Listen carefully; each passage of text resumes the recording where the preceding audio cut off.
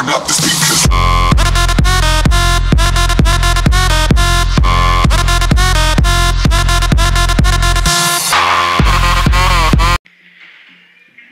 Olá galerinha, tudo bem? Como estão vocês?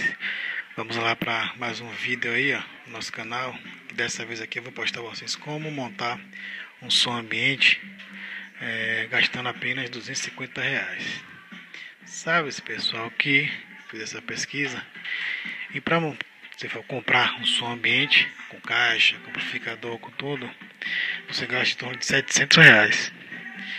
Nesse caso aqui, ó, eu gastei apenas R$250. Deixa eu lhe explicar como é que foi isso. O que é que eu utilizei para montar esse som?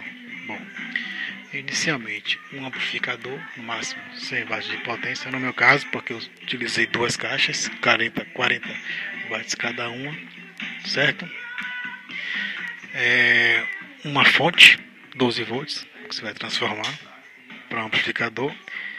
Tem a tomada aqui direto e no meu caso um cabo RCA para P2, mas pessoal, já tem para conectar aparelho celular, iPod, iPad, mas já vem dessa caixa no Mercado Livre Bluetooth, então você não precisa de fio, você não vai precisar desse cabo aqui RCA P2, beleza? Você vai precisar do fio, né? Fio de áudio para conectar a caixa de som. Aí fica a critério, dependendo da distância da sua caixa de som. Aqui eu coloquei o fio aqui, ó, atravessando, beleza? Toda a extremidade até chegar no módulo. E pessoal, ficou bacana, um som de qualidade. Eu vou estar aumentando aqui o volume para vocês verem que está funcionando perfeitamente. Olha lá.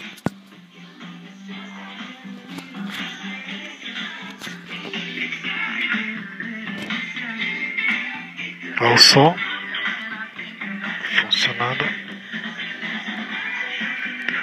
As duas caixas de som.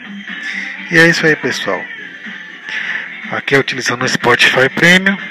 Quem quiser aí, ó, no meu canal eu coloco lá, tanto para PC quanto para iOS aí, Premium, você pode ver lá, tem explicação lá de como baixar, de como configurar, beleza? Então galera, gostou aí, ó, quem gostou dá um likezinho aí, curte nosso vídeo aí e se inscreve no nosso canal aí, para estar sabendo das próximas novidades, beleza?